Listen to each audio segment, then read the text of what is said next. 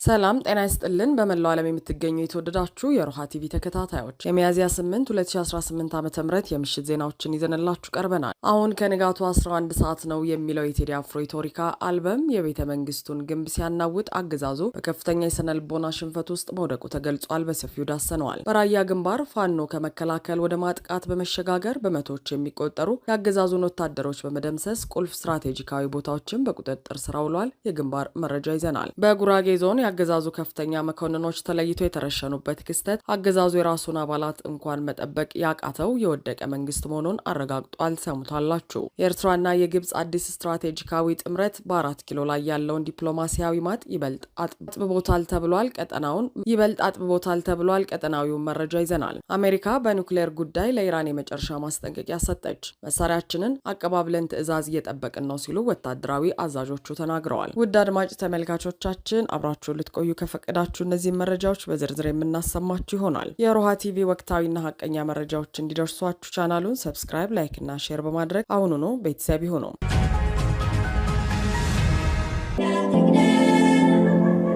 አሁን በኢትዮጵያ ሰዓት አቆጣጠር ከንጋቱ 11 ሰዓት ድምፃዊ ቴዎድሮስ ካሳሁን ቴዲ አፍሮ ኢትዮሪካ የተሰኘውን አዲስ አልበሙን ለህዝብ ይፋ ማድረጉን ተከትሎ በብልጽግና አገዛዝ ውስጥ ድንጋጤ ፈጠረ። ዛሬ 8 ሰዓት በኢትዮጵያ የጥበብ ታሪክ ውስጥ አዲስ ምዕራፍ የተጻፈበት ሲሆን አገዛዙ በመሳሪያና በአፈና ሊገታው ያልቻለውን ህዝባዊ ወገንተኝነት በጥበብ ፊት ተንበርክኮ የታየበት አጋጣሚ ሆኖ ተመዝግቧል። ከአልበሙ ትራኮች ሁሉ በላይ የአገዛዙን ባለስልጣናት ድንጋጤ ውስጥ የከተታቸው ድምፃዊው በአልበሙ ማጠቃለያ ላይ ያስቀመጠው አሁን በኢትዮጵያ የሰዓት አቆጣጠር ከንጋ 11 ሰዓት ነው የሚለው መልእክት ነው። 11 ሰዓት ማለት የሌሊቱ ጨለማ ተገፎ የንጋቱ ብርሃን ለመውጣት ጥቂት ደቂቃዎች ብቻ የቀሩት መሆኑን ያበስራል። ይህ የቴዲ አፍሮ ንግግር በአገዛዙ ካድሬዎች ዘንድ ለፖለቲካዊ የስንብት ደውል የተቆጠረ ሲሆን ለኢትዮጵያ ንጋት መቃረቡንና የአምባገነኖች የጨለማ ግዛት ሊያበቃ ደቂቃዎች ብቻ እንደቀሩት የሚያረጋግጥ የነጻነት አዋጅ ተደርጎ ተወስዷል። የታሪክ ምጸት በሚመስል መልኩ ይህ ተጠባቂ አልበም ለህዝብ በደረሰበት በዚያው ቅጽበት አብይ አህመድ በማህበራዊ ሚዲያ በቀጥታ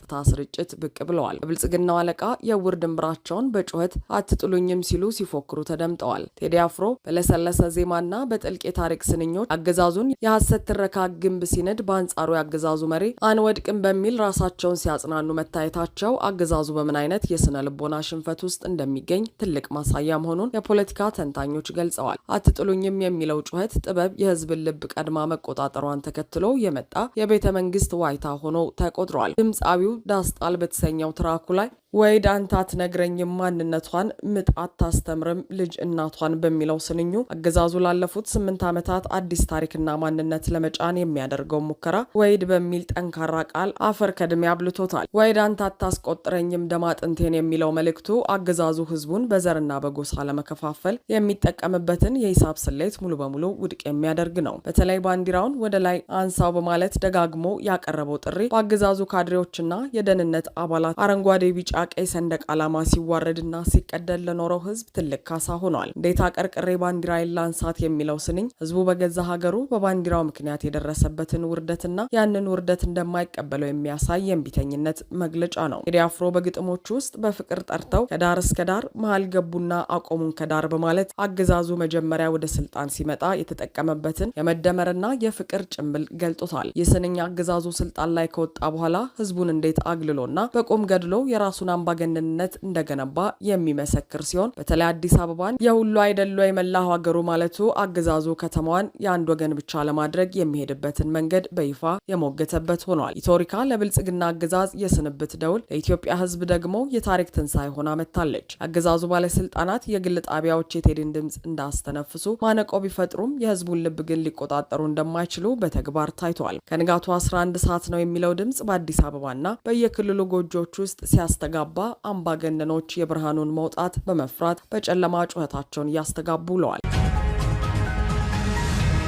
ፋኖ ከመከላከል ወደ መብረቃዊ ማጥቃት በመሸጋገር በመቶዎች የሚቆጠሩ ያገዛዙ ወታደሮች ሲረሸኑ ቁልፍ ስትራቴጂካዊ ስፍራዎች በቁጥጥር ስር ዋለ። በምስራቅ አማራ በራያ ግንባር ከትናንት በስቲያ ጀምሮ የተቀሰቀሰው መጠነ ሰፊ ውጊያ በአሁኑ ሰዓት ግለቱን እንደጠበቀ በፋኖ ድል አድራጊነት አድማሱን አስፍቶ ቀጥሏል። በራያ ቆቦ፣ በዋጃና ጥሙጋ ግንባሮች የተጀመረው ከፍተኛ ውጊያ ፋኖ በወሰደው መብረቃዊ ማጥቃት እርምጃ ያገዛዙን ሰራዊት ፍጹም መፈራረስ ውስጥ መክተቱ ተረጋግጧል። በተለይ በባይባዋ በጀመዶ ማርያም በኮርቶሞና በኩቤ ቃሬንሳ ግንባሮች አገዛዙ ሰራዊት ሊቋቋመው የማይችል ከፍተኛ የሰብአዊና የቁሳቁስ ኪሳራ ተከናንበዋል። ከመሬት ላይ የሚወጡ መረጃዎች እንደሚያመለክቱት በራያ ቆቦ፣ ጎለሻ፣ ጎቡ ጋሪያ፣ አቦሆይ ጋሪያ፣ ጠበለት፣ ተኩላይ ዙሪያ፣ ቀዩ አፈር፣ በጮቢበር፣ በካራይላና በጠዘጠዛ ግንባሮች ከሚያዝያ 6 ምሽት ጀምሮ እስከ ትናንት ንጋት ድረስ ብቻ ከ250 በላይ ያገዛዙ ወታደሮች ተሸኝተዋል። ተጨማሪም ከላስታ መገንጠያና አባሆይ ጋሪያን ይዞ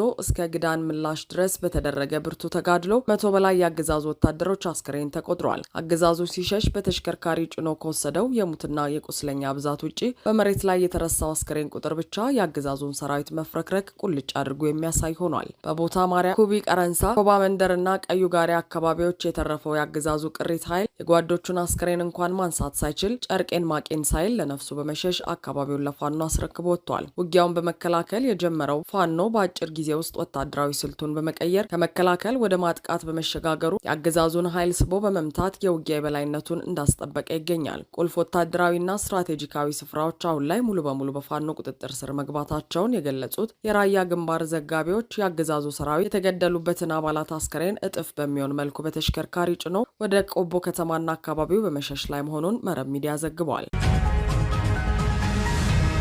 በምስራቅ ጉራጌ ዞን የአገዛዙ ከፍተኛ አባላት በታጣቂዎች ጥቃት ተለይተው ተገደሉ። ኢትዮጵያ በየቀኑ ወደ ከፋ የጸጥታ መበስበስ ውስጥ በምትሰጥምበት በዚህ ወቅት አገዛዙ የራሱን ከፍተኛ አባላትና የጦር ሰራዊት አባላትን እንኳን ከጥቃት መከላከል የማይችልበት የውድቀት ደረጃ ላይ መድረሱን የሚያሳይ ጥቃት ተፈጽመዋል። በምስራቅ ጉራጌ ዞን ሶዶ ወረዳ ቀሬ ተብሎ በሚጠራው ስፍራ የአገዛዙን መዋቅር የሚያገለግሉ 3 ከፍተኛ አባላት ተለይተው መረሸናቸው ታውቋል። ከወላይታ ሶዶ ተነስቶ ወደ አዲስ አበባ በመጓዝ ላይ የነበረ ተሽከርካሪን በሱተንና ጥያ መሃል ቀሬ በተባለው ስፍራ ያስቆሙ ታጣቂዎች ተራ ተሳፋሪዎችን ከአገዛዙ አባላት ለይተው የማውጣት ተግባር ፈጽመዋል። ታጣቂዎቹ አገዛዙን የጸጥታና የጦር አባላት ለይተውን በማውጣት በጥይት ደብድበው ገድለዋቸዋል። ይህም ጥቃቱ በታቀደ መልኩ በአገዛዙ ሰዎች ላይ ብቻ ያነጣጠረ እንደነበር ተገልጿል። አገዛዙ ከፍተኛ የፖሊስ መኮንን የሆኑትና በአገዛዙ የጦር ዩኒቨርሲቲ በስትራቴጂክ አመራር ስልጠና ላይ የነበሩት ኮማንደር አልማዝ ዮሐንስ አንድ የአዲስ አበባው አገዛዝ የፖሊስ አባል እንዲሁም እንዲያገዛዙ የጦር ሰራዊት አባል ይገኙበታል። በተለይ ኮማንደር አልማዝ ዮሐንስ ከመኖሪያቸው ዱራሜ ተነስተው የአገዛዙ የስትራቴጂክ ስልጠና ወደሚሰጥበት ማዕከል እያመሩ በነበረበት ወቅት በ3 ጥይት ተመተው መገደላቸው የአገዛዙን የደህንነት መዋቅር ክፉኛ ያስደነገጠ ክስተት ሆኗል። ይህ ክስተት አገዛዙ በየመድረኩ አገሪቱ ሰላም ናት እያለ የሚነዛውን ፕሮፓጋንዳ ሙሉ በሙሉ የሚያፈርስ ሆኗል። አገዛዙ የራሱን ከፍተኛ መኮንኖችና የጦር አባላት ከአንድ ከተማ ወደ ሌላ ከተማ በሰላም ማጓጓዝ ያልቻለበትና ጸጥታ ሁኔታው ሙሉ በሙሉ ከቁጥጥሩ ውጭ መሆኑን የሚያሳይ ነው። ከፍተኛ የስትራቴጂክ አመራር ሰልጣኞችና የጦር አባላት በአደባባይ ተለይተው ሲረሸኑ አገዛዙ ጥቃት አድራሾቹን መቆጣጠር ይቅርና ማንነታቸውን እንኳን በይፋ መጥራት ያልቻለበት የሽንፈት ማማ ላይ ተቀምጧል። ታዛቢዎቹ እንደሚሉት አገዛዙ በሀገር ውስጥ በዜጎች ላይ ጭቆና ሲያበረታ፣ በመሬት ላይ ግን ሕግ የማስከበርና ዜጎችንም ሆነ ራሱን ሰዎች የመጠበቅ አቅሙ ሙሉ በሙሉ ተሟጦ አልቋል። ኢትዮጵያ በአሁኑ ወቅት የአገዛዙ መዋቅሮች የሚፈራርሱባትና የራሱ አባላት እንኳን እንደ እንስሳ የሚታደኑባት ሀገርም ሆኗን ይህ ጥቃት ለዓለም ያሳየ ሌላኛው መረጃ ሆኖ ተመዝግቧል።